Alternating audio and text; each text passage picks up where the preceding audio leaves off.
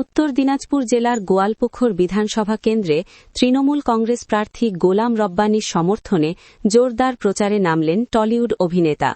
তার উপস্থিতিতে গোয়ালপুখরে অনুষ্ঠিত রুট শো ঘিরে জনতার ঢল নামে। এদিন ইকরচলা কালীমন্দির এলাকায় হেলিকপ্টারে নামেন দেব। সেখান থেকে একরচলা কালীমন্দির চত্বর থেকে শুরু হয়ে পাঞ্জিপাড়া পর্যন্ত দীর্ঘ রোড শো করেন তিনি।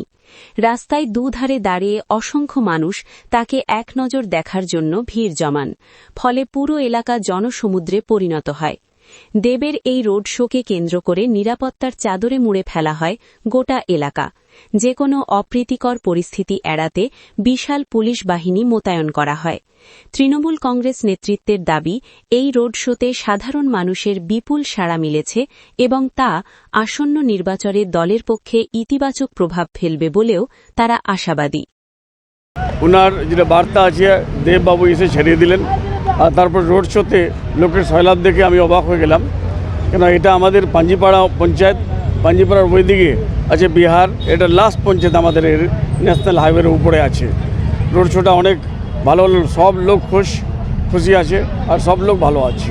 কি মনে হচ্ছে যে এক তো আপনার সমর্থনে সব জায়গায় দেখা যাচ্ছে মানুষের ভিড়, তারপরে আজকে আবার জাতীয় সড়ক প্রায় অবরোধ হয়ে গিয়েছে, কি মনে হচ্ছে এবার নির্বাচনের ফলাফল কি হতে পারে? আপনার মানুষের রাগ আছে, মানুষের অ্যাঙ্গার আছে, মানুষ কষ্ট পেয়েছে এসআইআর নিয়ে। সবকটাই লোক এখন রেগে বিজেপিকে ধিৎকার করছে, কংগ্রেসকে বিজেপির এজেন্ট বলছে, যার জন্য সবাই এবার আমাদের রোড শোতে চলে আসছে। দাদা বলছি যে আজকে রোড শোতে বলা যায় যে জনসমুদ্র, কিন্তু শান্তিনগর পর্যন্ত হওয়ার কথা ছিল না। আসলে ওর ফ্লাইট ছিল, মানে ওর হেলিকপ্টার, ও আমাকে বললো 30 মিনিটস। তো আমি বললাম কি 30 মিনিটসে হবে না, একটু আগে চলেন। 1 ঘন্টা রোড শো করার পর উনি বললেন কি আমার কালিয়াগঞ্জের মিটিংটা মিস হয়ে যাবে, ইটাহারের মিটিং মিস হয়ে যাবে, যার জন্য শান্তিনগরটা আমরা আসতে পারিনি। শান্তিনগরের বাসীকে আমি বলবো যে এটা একটু মিস হয়েছে, কেন কি আমরা যেখানে 30 মিনিট ছিল 1 ঘন্টা হয়ে গেছে। তারপরে উনি বললেন কি রব্বানী সাহেব আমাকে ছেড়ে দেন, না হলে কালিয়াগঞ্জের একটা বড় মিটিং আমার মিস হয়ে যাবে।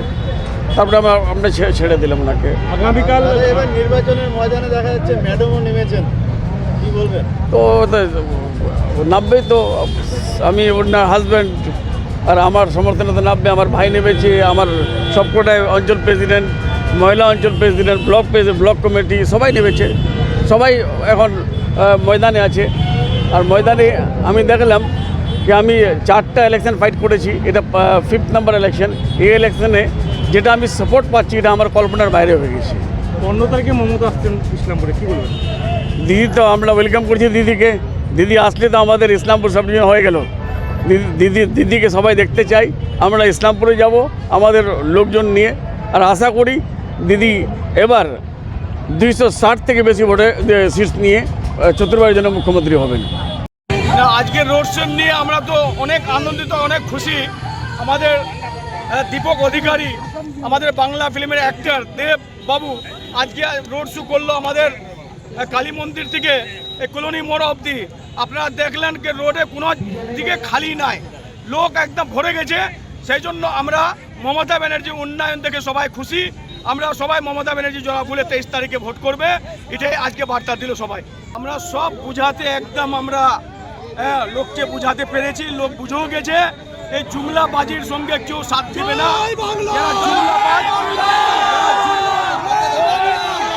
যারা জুমলাবাজ, অমিত শাহজি আর মোদিজি জুমলা ছাড়া কোনো কথা নাই। বিহারে দিয়েছিল 10,000 করে টাকা, এখন নোটিশ করছে 10,000 টাকা ফেরত দেওয়ার জন্য। তো এরা জুমলাবাজ, এরা কোনো প্রকল্প দিবে না, কোনো স্কিম দিবে না। আরও মমতা ব্যানার্জি স্কিম দিচ্ছে, ওটাকে বঞ্চন করার জন্য, ওটাকে ওরা আরও টাকা বন্ধ করেছে সেন্ট্রাল গভর্নমেন্ট। সেই জন্য মমতা ব্যানার্জি স্টেট ফান্ড থেকে টাকা দিচ্ছে। আজকে দেবের শান্তিনগর অবধি যাওয়ার কথা ছিল, কিন্তু প্রচণ্ড গরম এবং 1 লাখেরও বেশি লোক আজকে পাঞ্জিপাড়াতে, রোড রীতিমতো ব্লক অবরুদ্ধ হয়েছিল। সেই জন্য কি আপনারা এটাকে পোস্টপোন করলেন নাকি অন্য কোনো? সেই জন্য না, দেববাবুর আরও 2টা জায়গা আছে পয়েন্ট, না হলে দেরি হয়ে গেলে ওখানে আবার প্রোগ্রাম ছুটে যাবে। সেই জন্য আমরাই বললাম যে শান্তিনগর আমাদের মন্ত্রী সাহেব যাই অ্যাটেন্ড করে নেবে, আপনি ওই প্রোগ্রামটা অ্যাটেন্ড করেন। এই গোয়ালপুরের লোক বুঝে গেছে এখানে রব্বানী সাহেবকে 2021 থেকে ভালো ভোট থেকে বেশি জিতাবে এবার।